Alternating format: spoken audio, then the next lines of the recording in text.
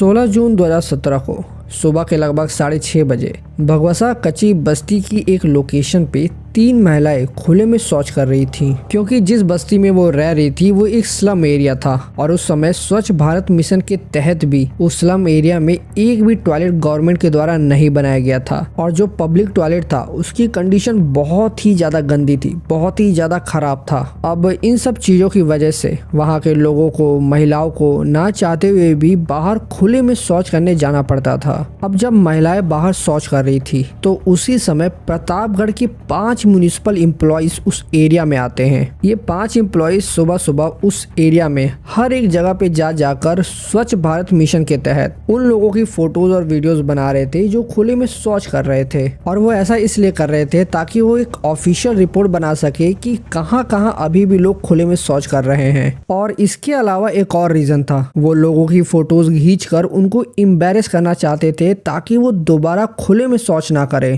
खैर, वो municipal employees उन महिलाओं की फोटोज और वीडियोस बनाना शुरू कर देते हैं और वो सब यहीं तक नहीं रुकते हैं, वो उन महिलाओं को वर्बली अब्यूज करने लगते हैं, उनके पास चले जाते हैं, वो उन महिलाओं के वाटर कंटेनर्स को पैरों से किक करने लग जाते हैं। अब वहाँ के कुछ लोकल लोगों ने ये चीज नोटिस किया, वो हैरान थे कि महिलाएं शौच कर रही हैं, उसके बावजूद भी ये एम्प्लॉइज पास जाकर उनको तंग कर रहे हैं, उनकी वीडियोस बना रहे हैं, जो कि बहुत ही ज्यादा गलत था। और इन म्युनिसिपल एम्प्लॉइज की हरकतों को 55 साल का एक एक्टिविस्ट जफार खान भी देखता है और वो तुरंत वहां जाकर उन एम्प्लॉय से फोटोज और वीडियोस बंद करने के लिए कहता है। वो कहता है कि इस तरीके से किसी भी महिलाओं की फोटोज खींचना, क्लिक करना उनकी डिग्निटी और प्राइवेसी के अगेंस्ट है, मत करो। अब क्योंकि वो एम्प्लॉइज म्युनिसिपल एम्प्लॉइज थे तो आखिर एक आम आदमी की बात क्यों ही सुनते, वो सब जफार से बहस करने लग जाते हैं। अब इसके आगे जो होता है उसको बहुत ध्यान से सुनिएगा। उन 5 एम्प्लॉइज में से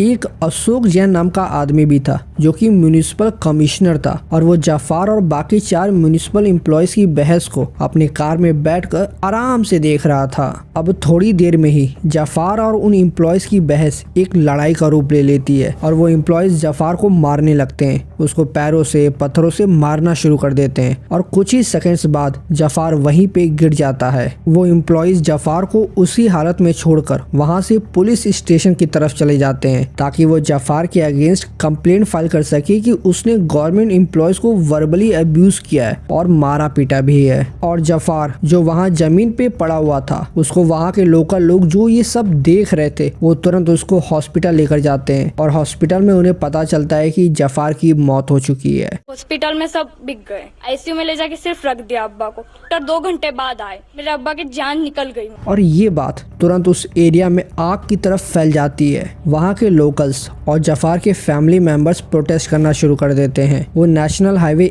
113 को कई घंटों तक ब्लॉक कर देते हैं। और हमारी साफ इसमें डिमांड है कि जो दोषी लोग हैं, इंक्लूडिंग जो म्युनिसिपल कॉर्पोरेशन के जो अशोक जैन, उनको गिरफ्तार किया जाए। जफार खान का बड़ा भाई नूर मोहम्मद प्रतापगढ़ पुलिस स्टेशन जाकर कमाल हरिजन, रितेश हरिजन, मनीष हरिजन, अशोक जैन और भी कुछ लोगों के अगेंस्ट एफआईआर दर्ज करवाता है। एफआईआर दर्ज होने के बाद पुलिस जफार की बॉडी को पोस्टमार्टम के लिए भेज देती है ताकि एग्जैक्टली पता चल पाए कि उसकी मौत कैसे हुई थी। अब वहाँ के लोकल लोग और जफार की फैमिली बताती है कि जफार पहले भी कई बार डिस्ट्रिक्ट ऑफिस से रिक्वेस्ट किया था कि वो इस स्लम एरिया में टॉयलेट्स बनवा दे। महिलाओं को, बच्चों को बहुत दिक्कतें होती है, लेकिन जफार की बातों को कोई भी गवर्नमेंट अथॉरिटी नहीं सुनती है। अब सबको यही लग रहा था कि पुलिस उन 5 आरोपियों को अरेस्ट करेगी, क्योंकि जब जफार को मारा जा रहा था तो वहाँ कई लोगों ने और खासकर जो महिलाएं शौच कर रही थी उन्होंने भी देखा था।